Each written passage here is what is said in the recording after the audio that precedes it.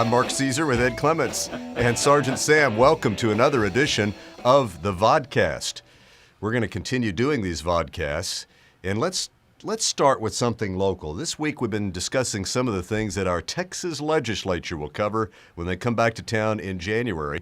And one of the most controversial bills is an item that deals with drunk driving. Yep.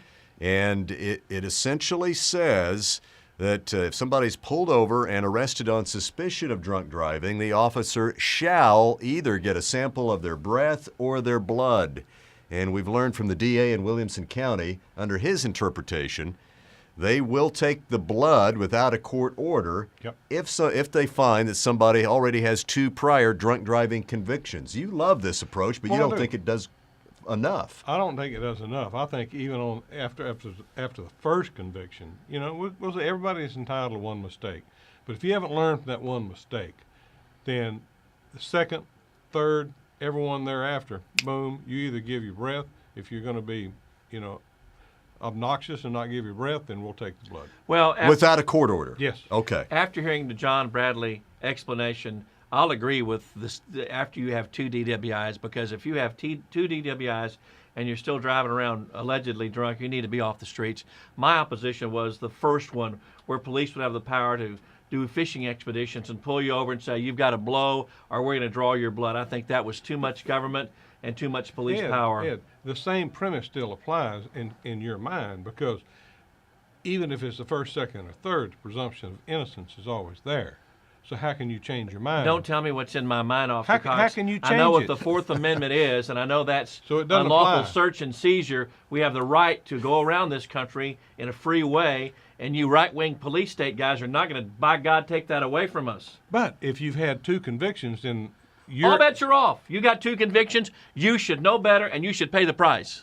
Constitution doesn't say 2 convictions. Well, common sense tells you 2 convictions. You're a drunk, and you should be pricked. If you were the emperor, what would you institute as a policy? Oh, here it comes. Watch this. If I were emperor, and you have a driver's license, and you assume the responsibility, you better have a driver's license, you better have insurance, your car better be registered, and if you're caught drinking and driving, and to the extent that the officer has probable cause to believe that you are intoxicated, you shall give a sample of your breath or blood. Without a court order. Without a court order. Period. Let's just throw it away. Throw it away. Now, another bill that's really going to generate a lot of heat is the one that says there will be a Texas Children's Bill of Rights in the Texas Family Code.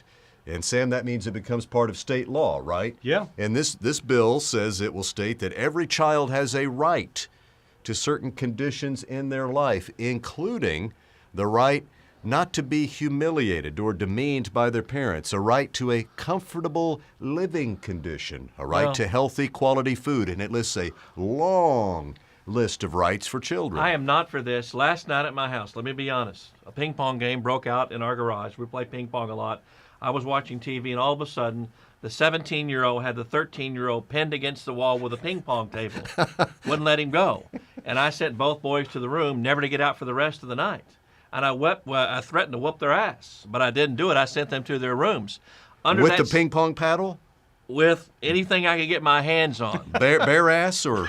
No, they're too big, Mark. They'll turn around and knock me down. But under that scenario, they could call whomever and say, my dad just humiliated me. Parents crazy. have to have some rights. And the only kids that would, and this would open the door for kids suing their parents. You're Sure against children too? No, I'm not against children. I'm against children. You're against children's rights. I'm against the tail wagging the dog. And if you have this enacted, you are going to absolutely obliterate corporal punishment. It'll be a thing of the past. Well, not only that, just parents being parents. Yeah, and the only parents will be sued are the parents that have money. Other parents that are just don't have a lot of money, what are you going to do to them? Do you also deny that every child has a right to healthy, quality food? Yeah, French fries, hamburgers, all kinds of stuff that they're going to want to eat. Kids do what they want to do when they get out away from mom and dad. Mom and dad are as egregious when it comes to what they eat as the kids are. Now, you're talking about changing someone's habits through a change of the law, you might as well go ahead and outlaw McDonald's, outlaw every fast food place in town, and just have nothing but healthy food available. Just like our You can't previous do it. discussion about taking blood automatically, this is too much government. This is a ridiculous bill. We all need to treat our kids kindly and make sure they have health care, but this is too much when they can turn around and sue mom and dad because they serve broccoli instead of green beans. Or there's too much fat in the burger they feed them at dinner, or their cholesterol level is too high. Too much government. And who's going to decide all these things? You know, it's in The bill says the state Health and Human Services Commissioner will write the rules and regulations. This is nuts. That's it. Yeah, but then CPS will be the one that will use that as their tool in order to take the kids away from the family, because this is one of the things the family's not doing according to the family code. Look into your crystal ball. 4 years in the future. Is Obama's pick of Hillary to be Secretary of State a great move? Yeah, I think she's going to do really well as Secretary of State. It'll get her out of the country. No, seriously, I think she'll do a pretty good job because she's got a little bit of foreign experience being the wife of a president, and she's got some experience that way. I hope she's going to be great. I think he is going to look back on that pick as going, what was I thinking? Really? Well, she is a very strong person. She is her own person, and you can't discount Bill. Bill's going to be trotting around with her all over the country, and you're going to have to watch him like a dog because he's going to be out hoisting his leg on every deal he can find. Sam, come on now. He's a former president. We should treat him with the No, utmost of I'm respect. talking about like the uranium deal. He made the little sweetheart deal where a company that got Kazakhstan or what is? Yeah, a company that one has of them stands zero over experience there. in Yeah. mining got a $3 billion uranium mining contract in Kazakhstan thanks to Bill's personal lobbying. And he just happened to get a big old contribution. $30 million. For his my. foundation and for his library. Yeah. Please join us on the radio. We're on KLBJ every weekday morning, 5:30 to 10. Mark, Ed, and Sergeant Sam on KLBJ.